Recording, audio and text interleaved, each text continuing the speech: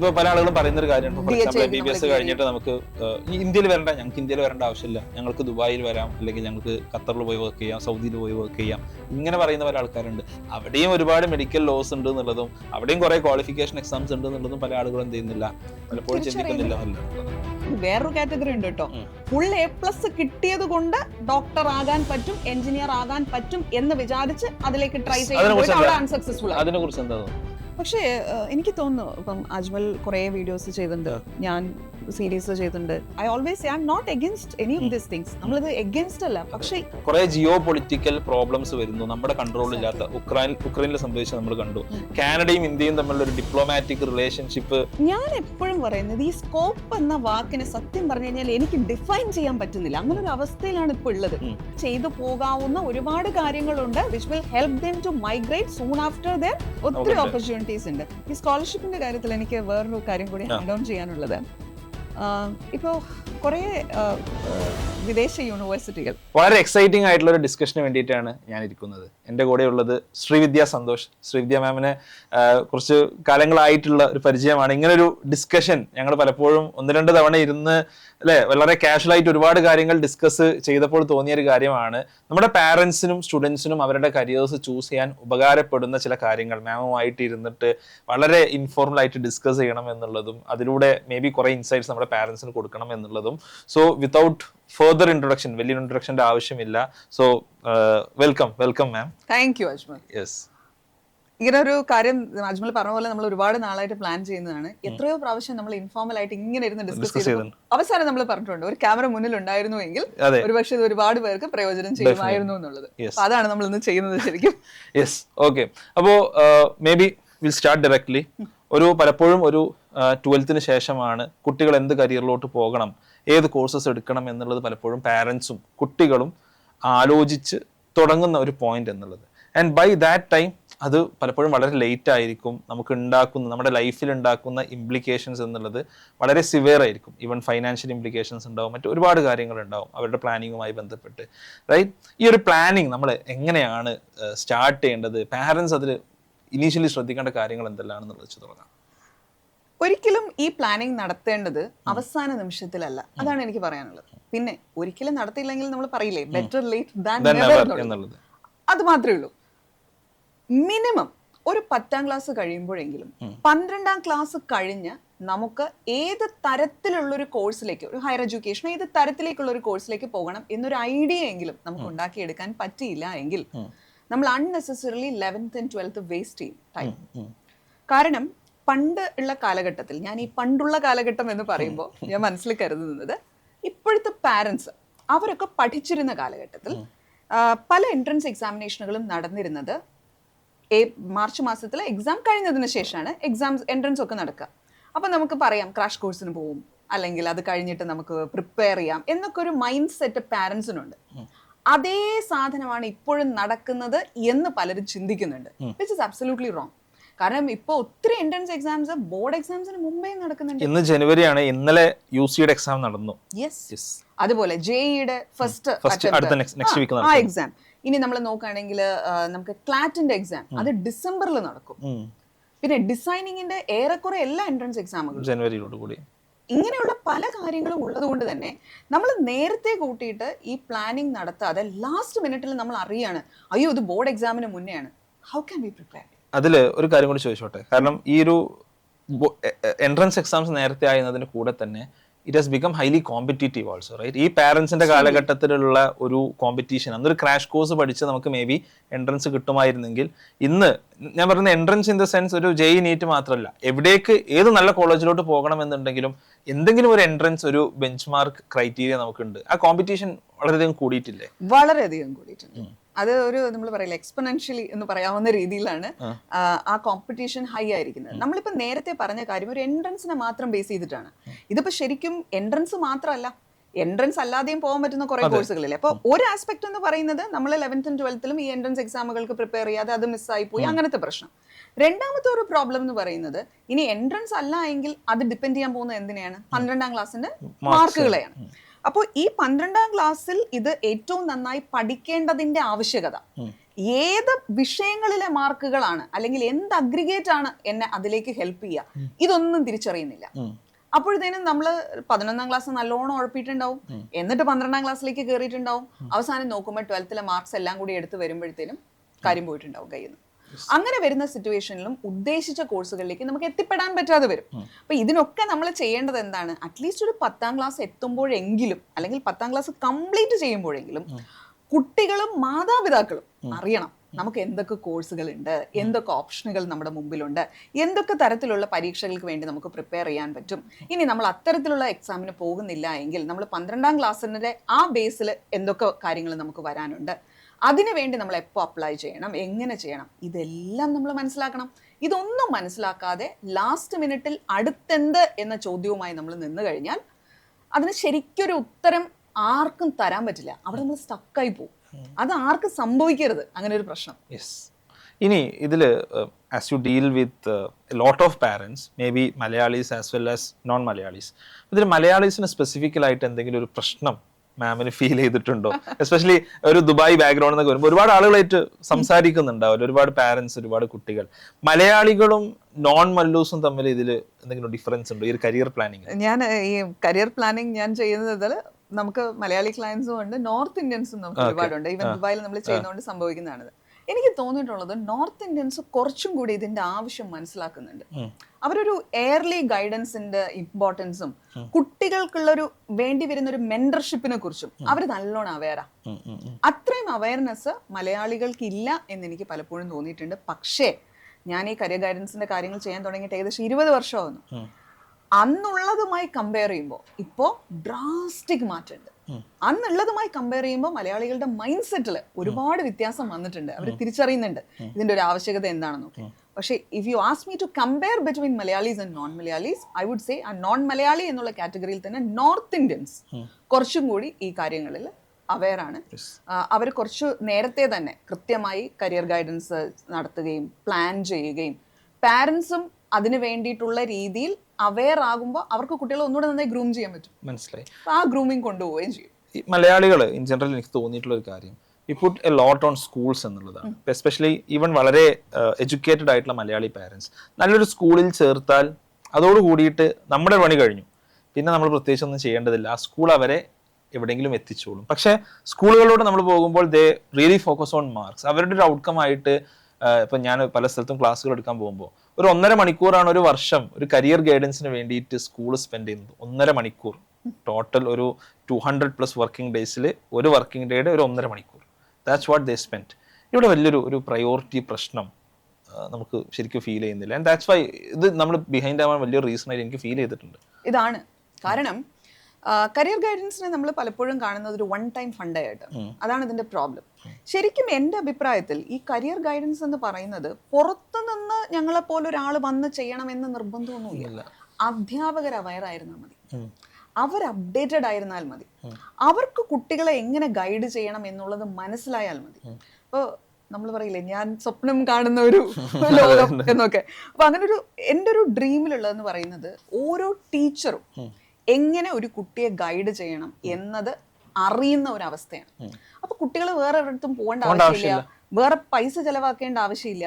അധ്യാപകരൊന്ന് മനസ്സിരുത്തി ഇത് പഠിക്കാൻ വില്ലിങ് ആയാൽ, കാരണം ഇപ്പൊ നമ്മളൊരു കരിയർ ഗൈഡൻസിന് ഒരു കുട്ടിയെ കൊണ്ടുവരുമ്പോൾ നമ്മൾ ഒരു ഡിഫറെന്റ് സ്റ്റെപ്പ് ഓഫ് പ്രോസസ്സിലൂടെയാണ് കുട്ടികളെ കടത്തിക്കൊണ്ടു പോവുക. പാരന്റ്സിനെ നമുക്ക് കാണണം, കുട്ടികളെ നമുക്ക് കാണണം. ഇതൊന്നും ഒരു ദിവസത്തിൽ തീർന്നാലും 2-3 ദിവസം എടുക്കുന്ന പരിപാടിയാണ്. പക്ഷേ എത്ര നമ്മൾ 2-3 ദിവസം കണ്ടാലും സ്ഥിരമായി കണ്ടുകൊണ്ടിരിക്കുന്ന ഒരു അധ്യാപകനെ അറിയുന്ന അല്ലെങ്കിൽ ഒരു അധ്യാപികയ്ക്ക് അറിയുന്ന ആ ലെവലിലേക്ക് വരുമോ എന്ന് ചോദിച്ചു കഴിഞ്ഞ് കഴിഞ്ഞാൽ ഞാൻ പറയുന്നത് ഒരിക്കലും എത്തില്ല. പക്ഷെ അവർക്ക് കുട്ടികളെ ഒന്നുകൂടെ നന്നായിട്ട് അറിയില്ലേ? അപ്പൊ നിങ്ങൾക്ക് ഈ ഗൈഡൻസ് കൂടി നന്നായിട്ട് അറിയാമെങ്കിൽ അത് പാഠത്തിന്റെ ഭാഗമായിട്ട് നിങ്ങൾ കൊണ്ടുപോയി എങ്കിൽ, ഇപ്പോൾ ഒരു ഫിസിക്സ് പഠിപ്പിക്കുന്ന ഒരു ടീച്ചർ, ആ ഫിസിക്സ് പഠിപ്പിക്കുന്ന ടീച്ചർ അറ്റ്ലീസ്റ്റ് +1 +2 ഈ പാഠഭാഗങ്ങൾക്കൊപ്പം ഒരു പർട്ടിക്കുലർ ടോപ്പിക്ക് പഠിപ്പിക്കുമ്പോൾ ഈ ടോപ്പിക്കിൽ നിങ്ങൾക്ക് നന്നായി ഇഷ്ടം വന്നു കഴിഞ്ഞു കഴിഞ്ഞാൽ ഇത് വെച്ചിട്ട് നിങ്ങൾക്ക് ഇങ്ങനെയൊക്കെ കരിയർ ഓപ്ഷൻസ് ഉണ്ട് കേട്ടോ എന്ന് പറഞ്ഞു കൊടുക്കണമെങ്കിൽ, ഇപ്പൊ ഫിസിക്സിൽ തന്നെ ഇപ്പൊ നമ്മൾ നോക്കിയാൽ നാനോ ഫിസിക്സ് ഉണ്ട്, ആസ്ട്രോ ഫിസിക്സ് ഉണ്ട്, അക്വസ്റ്റിക്സ് ഉണ്ട്, എന്തൊക്കെ സാധനങ്ങളുണ്ട്. അപ്പോൾ അത് ഓരോ പാഠഭാഗങ്ങളുമായി ഒരു ഹൈ റിലേഷൻ വരുന്നുണ്ട്. അറ്റ്ലീസ്റ്റ് അപ്പോഴെങ്കിലും ഇതിൽ ഇന്നതുണ്ട് കേട്ടോ, ഇങ്ങനെയൊക്കെ ചെയ്യാവേ, ഇതിന് ഇങ്ങനെയൊക്കെ പഠിക്കണം കേട്ടോ, ഇതിൽ ഇഷ്ടമുണ്ടോന്നൊന്ന് നോക്കിക്കോളൂ എന്നൊക്കെ ഒന്ന് പറഞ്ഞു കൊടുത്താൽ എവിടെയെങ്കിലും കുട്ടികൾക്കൊന്ന് തലയിൽ കയറില്ലേ, ആ ഇങ്ങനെ ഒരു സംഭവം ഉണ്ടല്ലേ എന്നത്. പക്ഷെ അത് സംഭവിക്കുന്നില്ല. ഇത് എനിക്ക് തോന്നിയിട്ടുള്ള മാം പറഞ്ഞ വലിയ പ്രധാനപ്പെട്ട ഒരു പോയിന്റാണ്. ഞങ്ങൾ പുതിയൊരു പ്രൊജക്ട് XNYയിൽ ഇനീഷ്യേറ്റ് ചെയ്യുന്നുണ്ട്. അതായത് ഈ ഒരു കാര്യം പ്രോബ്ലി കുറച്ച് സ്കൂൾസുമായി ചേർന്നിട്ട് ഒരു ഇയർ ലോങ് ഒരു കരിയർ കരിക്കുലം ഉണ്ടാക്കുക. ഒരു ക്ലാസ് 8th 9th 10th. അപ്പോൾ 8th ഒരു കുട്ടിക്ക് ഡിഫറെൻറ്റ് ഫീൽഡ്സ് എക്സ്പ്ലോർ ചെയ്യാനുള്ള ഒരു ഓപ്പർച്യൂണിറ്റി, 9th കുറച്ചുകൂടി അവൻ്റെ ഒരു സ്ട്രെങ്ത് ആൻഡ് വീക്ക്നെസ് ഇവാലുവേറ്റ് ചെയ്യാനും, 10th പ്രോബ്ലി കുറച്ചുകൂടെ ഒരു സ്ട്രീം ലൈൻഡ് ആയിട്ട് എന്ത് സെലക്ട് ചെയ്യണം. അപ്പോൾ ഈ തോട്ട് പ്രോസസ്സിൽ എത്താനുള്ള റീസൺ എന്താണെന്ന് വെച്ചാൽ, നമ്മൾ കഴിഞ്ഞ തവണ ദുബായിൽ മീറ്റ് ചെയ്തപ്പോൾ ഞാൻ അന്ന് മുഹമ്മദ് ബിൻ സായിദ് യൂണിവേഴ്സിറ്റിയിൽ വന്നതായിരുന്നല്ലോ. അന്ന് അവിടെ പോയപ്പോൾ ഉണ്ടായൊരു അനുഭവം, അന്ന് എൻ്റെ കൂടെ ഒരു 40-50 രാജ്യങ്ങളിൽ നിന്നുള്ള ആളുകളുണ്ട്. US, UK, ജപ്പാൻ, ചൈന, ഇവിടെ നിന്നൊക്കെ ഉള്ള ആളുകളുണ്ട്. ഈ ആളുകളിൽ പല ആളുകളും ഈവൻ സ്കൂൾ ടീച്ചേഴ്സാണ് പല ആളുകളും. ഈ സ്കൂൾ ടീച്ചേഴ്സ് അവർ മാത്സും ബയോളജിയൊക്കെ പഠിപ്പിക്കുന്ന ചില ആളുകളുണ്ട്. അവർ ചെയ്യുന്നത് എന്താണെന്ന് വെച്ചാൽ, അവർ ഈ യൂണിവേഴ്സിറ്റികളൊക്കെ സന്ദർശിക്കുന്നു. ആഴ്ചയിൽ ഒരു ദിവസം അവർ ആ കുട്ടികളോട് പോയിട്ട് ഈ യൂണിവേഴ്സിറ്റികളിലെ സന്ദർശിച്ച കഥകളൊക്കെ പറയുന്നു. ഈ കുട്ടി ഇവിടെ പോകണമെന്നോ അതൊന്നുമല്ല, എന്താണ് അവിടെ ഉള്ളത്, അവിടെ എന്തെല്ലാം ഓപ്പർച്യൂണിറ്റീസ് ആണുള്ളത്, അവിടെ പോകണം എന്നുണ്ടെങ്കിൽ നിങ്ങൾ എന്താണ് ചെയ്യേണ്ടത്. പലപ്പോഴും നമ്മുടെ കുട്ടികളെ സംബന്ധിച്ചിടത്തോളം ഇത്തരം ഒരു അവയർനെസ് തീരെ ഇല്ല. അപ്പം അതാണ് ഞാൻ ഇങ്ങനെ ഒരു തോട്ട് പ്രോസസ്സിൽ ഞാനിപ്പോൾ ഒരു 2 മാസമായിട്ട് വർക്ക് ചെയ്തിട്ട് കൊണ്ടിരിക്കുന്ന തോട്ട് പ്രോസസ്സാണ്. ഇപ്പോൾ നേരത്തെ മാം XNYയിൽ വന്നപ്പോൾ മെൻറ്റേഴ്സിനെ കണ്ടിട്ടുണ്ടാവും. ഈ മെൻറ്റേഴ്സിനെ നമുക്ക് ഒന്നുകൂടി ഒന്ന് ട്രെയിൻ ചെയ്തെടുത്തിട്ട് let them go to schools. And അങ്ങനെ ഒരു 4-5 സ്കൂൾസും സൈനപ്പ് ചെയ്തിട്ടോ. ഞാൻ ഈ ഐഡിയ പറഞ്ഞപ്പോൾ ഒരുപാട് ആൾക്കാർ വേണമെന്നില്ല, പക്ഷെ ഒരു 4-5 സ്കൂൾസാണ് നമ്മൾ ലക്ഷ്യം വെച്ചത്. ഒന്ന് പൈലറ്റ് ചെയ്ത് നോക്കാം.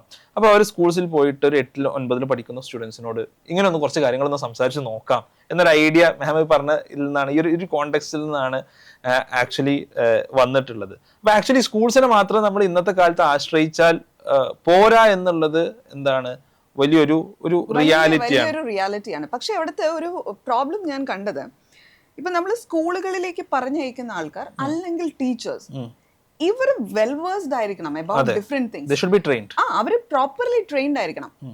അപ്പോൾ എനിക്കൊരു പക്ഷേ ഇത്രയും ആധികാരികമായി കോൺഫിഡൻസോടുകൂടി സംസാരിക്കാൻ പറ്റുന്നതിന്റെ റീസൺ, ഞാൻ ലോകത്തിന്റെ വിവിധ ഭാഗങ്ങളിൽ യാത്ര ചെയ്ത് പല പല യൂണിവേഴ്സിറ്റികൾ കണ്ട് അതിന്റെ പ്രോസ് ആൻഡ് കോൺസ് മനസ്സിലാക്കിയിട്ടുള്ളത് കൊണ്ട് എനിക്ക് സംസാരിക്കുമ്പോൾ അറിയാം. ഒരു യൂണിവേഴ്സിറ്റിയിൽ ചെന്ന് ഒരു സാധനം അവർ കാണിച്ചു തരുമ്പോൾ അതവിടെ വേണ്ടതാണോ വേണ്ടാത്തതാണോ ആവശ്യമില്ലാത്ത ഒന്നിനെയാണോ അവരൊരു ഭയങ്കര സംഭവമായിട്ട് ഇങ്ങനെ പ്രൊജക്ട് ചെയ്ത് കാണിക്കണത്, ഇതൊക്കെ നമുക്ക് മനസ്സിലാവും.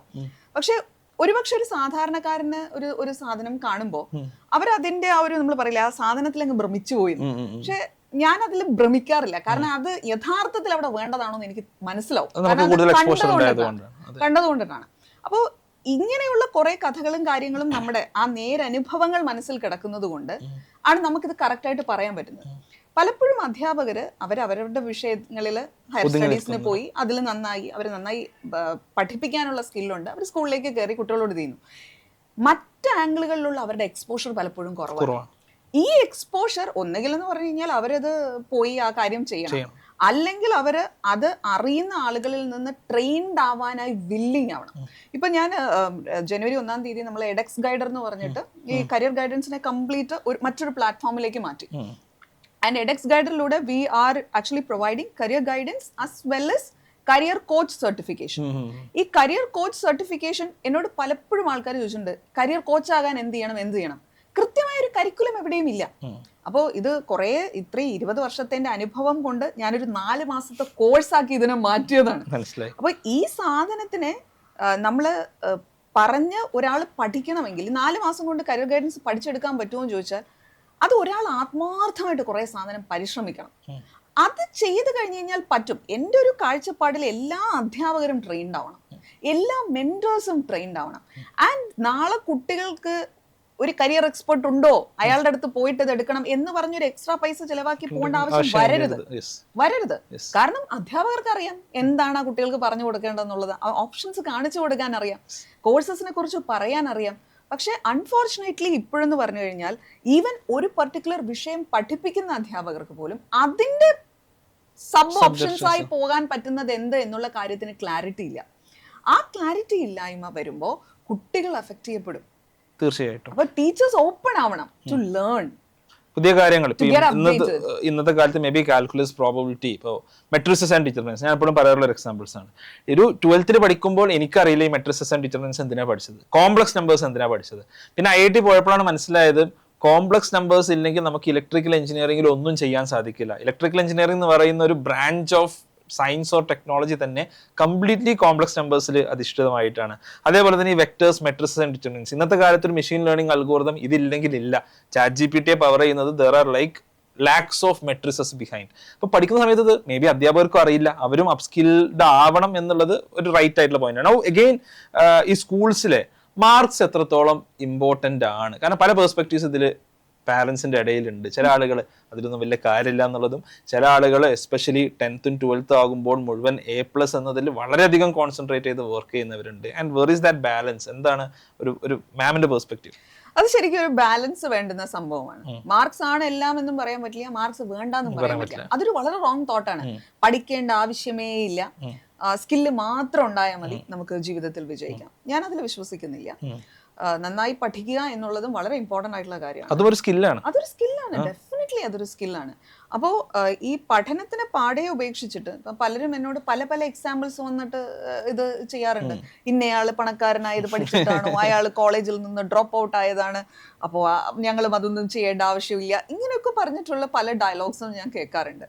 അപ്പോൾ ഈ ഡയലോഗ്സ് കുട്ടികൾ പറയുന്നതിന് പിന്നിലെ കാര്യം എന്ന് പറഞ്ഞു കഴിഞ്ഞാൽ, ഇപ്പോഴും നമ്മൾ ഇൻസ്റ്റഗ്രാമിലും അതിലൊക്കെ കാണുന്നതെന്ന് പറഞ്ഞു കഴിഞ്ഞാൽ, വളരെ വിദ്യാഭ്യാസം ഒന്നും ഇല്ലാത്ത യങ്സ്റ്റേഴ്സ് പോലും വളരെ വലിയ പൈസ അവരുണ്ടാക്കുന്നു, അങ്ങനത്തെ ഒരു ലൈഫ് സ്റ്റൈൽ അവർ കാണിക്കുന്നു.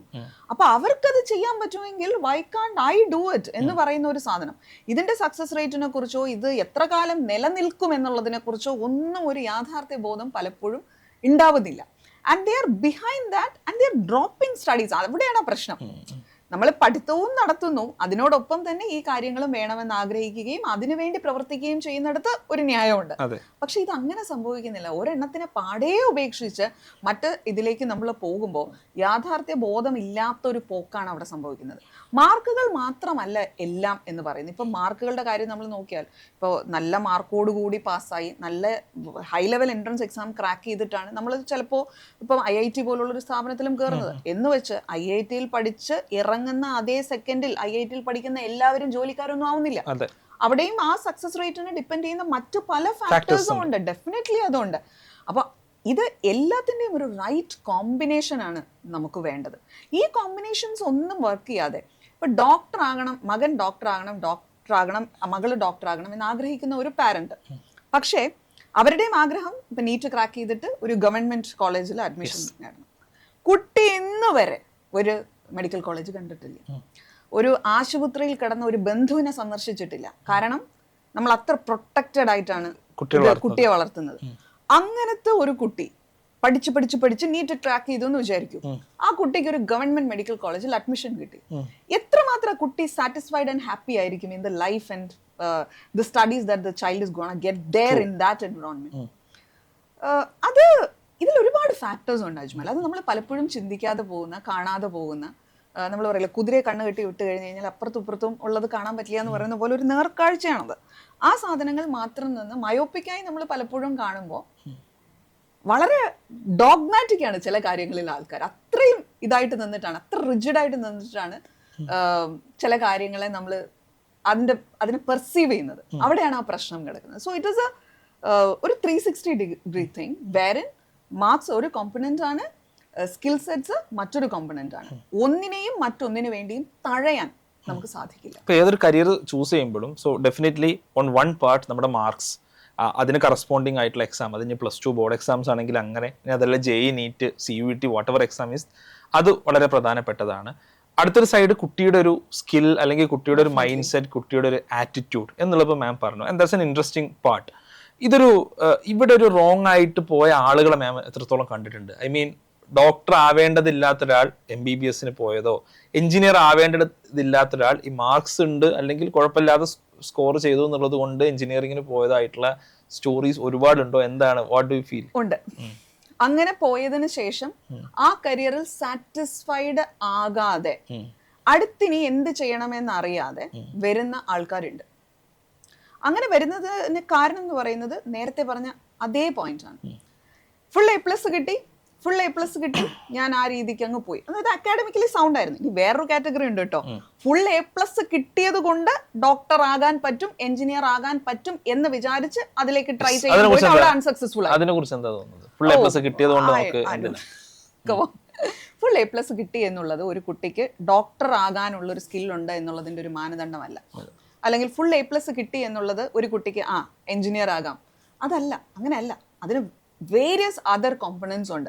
ഇപ്പം നമ്മളിപ്പോൾ കരിയർ ഗൈഡൻസ് നടത്തുമ്പോഴായാലും നമ്മൾ ചിന്തിക്കുന്ന ഒരുപാട് കാര്യങ്ങളുണ്ട്. അതായത് പാരൻസിന്റെ പ്രൊഫൈലിലൂടെ, കുട്ടികളുടെ പ്രൊഫൈലിലൂടെ, ഇവരുടെ സബ്ജക്ട് നോളജിലൂടെ. It's not just an aptitude test, lot many other factors. ഇവരുടെ ബേസ് എത്ര സ്ട്രോങ് ആണ്. അജ്മൽ എപ്പോഴും പറയില്ല XNYയിലൂടെ ദാറ്റ് ഫൗണ്ടേഷൻ സ്ട്രോങ് ആവണം, ഫൗണ്ടേഷൻ സ്ട്രോങ് ആവണം. ഈ ഫൗണ്ടേഷൻ സ്ട്രോങ് ആവണം എന്നുള്ളത് എനിക്ക് തോന്നുന്നു ഞാൻ 20 വർഷം കൊണ്ട് നിലവിളിക്കുകയാണ്. Foundation strong ആവേണ്ടതിന്റെ ആവശ്യകതയെക്കുറിച്ച്. കാരണം ഈ ഫൗണ്ടേഷൻ ഒന്നും സ്ട്രോങ് ആകാതെ എൻ്റെ കുട്ടി പെട്ടെന്നൊരു സുപ്രഭാതത്തിൽ ഒരു എൻട്രൻസ് കോച്ചിങ് സെന്ററിൽ കൊണ്ടുചെന്ന് വിട്ടുകഴിഞ്ഞാൽ JEE ക്ലിയർ ചെയ്തിങ്ങ് പോരും, അല്ലെങ്കിൽ നീറ്റ് ക്ലിയർ ചെയ്ത് പോകരും എന്ന് വിചാരിക്കുന്നത് ശരിക്കും ഒരു റൈറ്റ് ആയിട്ടുള്ള സംഭവമല്ല, അതൊരു മണ്ടത്തരാണ്. അത് ചിലരെ നമുക്ക് പറഞ്ഞു മനസ്സിലാക്കാൻ പറ്റും, ഇന്ന കാരണങ്ങൾ കൊണ്ട് ഈ പരിപാടി നടക്കുന്നതല്ല എന്നുള്ളത്. ചിലർക്കത് മനസ്സിലാവില്ല. ചിലരുടെ ചിന്താഗതി എന്ന് പറയുന്നത് മനുഷ്യനാണ്, ഏത് സമയം വേണമെങ്കിലും മാറാം. We also agree to that fact. മനുഷ്യന് മാറാൻ പറ്റാത്തതായിട്ടുള്ള കാര്യമൊന്നുമില്ല. പക്ഷെ അടിസ്ഥാനം തീരെയില്ലാത്ത ഒരു കുട്ടിയെ how do you expect a magic in 1 year എന്നുള്ളത് എനിക്ക് സത്യത്തിൽ അജ്മൽ മനസ്സിലാവണം. ഞാൻ ഇതിൽ എനിക്കെപ്പോഴും തോന്നിയിട്ടുള്ള ഒരു കാര്യം എന്ന് പറഞ്ഞാൽ, ഇപ്പോൾ മാർക്സ്, ഡെഫിനറ്റ്ലി മാർക്സ് ഒരു ബെഞ്ച് മാർക്കാണ്, ഒരു ക്രൈറ്റീരിയ ആണ്. ഇപ്പോൾ നന്നായിട്ട് ഒരു A+ കിട്ടിയ സ്റ്റുഡൻറ്റിനെ സംബന്ധിച്ചിടത്തോളം they might have potential to crack NEET or JEE, അത് ഷുവറാണ്. രണ്ടാമത്തെ ഒരു കാര്യം എന്നുള്ളത് അവർക്ക് ഇതിനുള്ള റൈറ്റ് ആപ്റ്റിറ്റ്യൂഡ് ഉണ്ടോ, അവർക്ക് ഈ ഒരു ഏരിയ. അപ്പോൾ ഒരു ഡോക്ടർ ആവാൻ ആരോടും ഒന്നും മിണ്ടാത്ത ഒരാൾ ചിലപ്പോൾ ഒരു ഡോക്ടറായിട്ട് അയാൾക്ക് ഒന്നും ചെയ്യാനുണ്ടാവില്ല. ഒരു ലോജിക്കൽ പ്രോബ്ലം സോൾവിങ് തീരെ അറിയാത്ത ഒരാൾ എഞ്ചിനീയർ ആയി കഴിയുന്നതിന്റെ അബദ്ധങ്ങളാണ് ഇത്രയും അൺഎംപ്ലോയിഡ് എഞ്ചിനീയേഴ്സ് നമുക്ക് ഉണ്ടാവാനുള്ള റീസൺ. ഇനി ചില ആളുകൾക്ക് right aptitude, may be mathematical aptitude ഉണ്ടാവാം. അതോടൊപ്പം മൂന്നാമത്തെ ഒരു ഫാക്ടർ ഞാൻ എപ്പോഴും ആളുകളോട് പറയുന്ന ഒരു കാര്യമാണ്, നിങ്ങൾ എത്രത്തോളം റെഡിയാണ് എന്നുള്ളത്. After A certain point of time, നിങ്ങൾ 12th കഴിഞ്ഞതിന് ശേഷം മേ ബി നിങ്ങൾക്ക് മാത്സിൽ A+ ഉണ്ടാവാം, അല്ലെങ്കിൽ നിങ്ങൾക്ക് നല്ല ഒരു മാത്തമാറ്റിക്കൽ ആപ്റ്റിറ്റ്യൂഡും ഉണ്ടാവാം. പക്ഷെ അൺലെസ് നിങ്ങൾ ആ JEE പോലത്തെ ഒരു പരീക്ഷയ്ക്ക് റെഡി അല്ല എന്നുണ്ടെങ്കിൽ there is no magic going to happen in 6 months or 1 year. ഇതാണ് ഇതിലൊരു പ്രശ്നം എന്നുള്ളത്. അതുകൊണ്ട് ഞാൻ പറയാറുള്ളത്, ഇപ്പോൾ ഞാൻ പറഞ്ഞ പോലെ കരിയർ മാറാം, എസ്പെഷ്യലി ഇപ്പോൾ AI ഒക്കെ ഇത്രയധികം വന്നുകൊണ്ടിരിക്കുന്ന ഒരു സമയത്ത് നമ്മുടെ ചുറ്റുമുള്ള ലോകം മാറിക്കൊണ്ടേയിരിക്കുകയാണ്. ഇനി ഒരു 5 വർഷത്തിനപ്പുറം ചിലപ്പോൾ പുതിയ കോഴ്സുകൾ വരാം, അല്ലെങ്കിൽ വേറെ ഒരുപാട് പുതിയ കാര്യങ്ങൾ വരാം. പക്ഷെ ഇതിലൊക്കെ വരുമ്പോൾ ആ 5 വർഷത്തിന് ശേഷം എന്താകും എന്നുള്ളത് നമ്മളിങ്ങനെ വറി ചെയ്തിരിക്കുന്നതിന് പകരം we should be ready for that. ഈ 5 വർഷം കൊണ്ട് JEEക്ക് റെഡി ആയില്ലെങ്കിലും 5 വർഷത്തിൽ എന്താകുമോ അത് വരുന്ന സംഭവത്തിന് നമ്മൾ റെഡി ആയിരിക്കണം. ഞാൻ ഈ സയൻസ് മാത്സിലോട്ട് പോകുന്ന ആളുകളോട് നമ്മുടെ ഒരു ഫൗണ്ടേഷന്റെ പ്രാധാന്യം പറയുന്നത് ആ ഒരു രീതിയിലാണ്. നിങ്ങൾ ആ സയൻസിലും മാത്സിലും റെഡി ആയിരിക്കണം. What ever is the opportunity which comes at that point of time, അതിന് നമ്മൾ റെഡി ആയിരിക്കണം എന്നുള്ളതാണ് എനിക്ക് തോന്നിയിട്ടുള്ള ഒരു കാര്യം എന്നുള്ളത്. അത് വളരെ ശരിയാണ്. പക്ഷെ ഇപ്പൊ നമ്മള് ഒരു കോഴ്സിനെ കാണുമ്പോഴായാലും നമ്മളൊക്കെ ഫേസ് ചെയ്യുന്ന ഒരു ചോദ്യം എന്താണ്, ഏതെങ്കിലും ഒരു കോഴ്സ് എടുക്കുക, എന്നിട്ട് ഇങ്ങനെ ചോദിക്കുക ഈ കോഴ്സിന് സ്കോപ്പ് ഉണ്ടോ,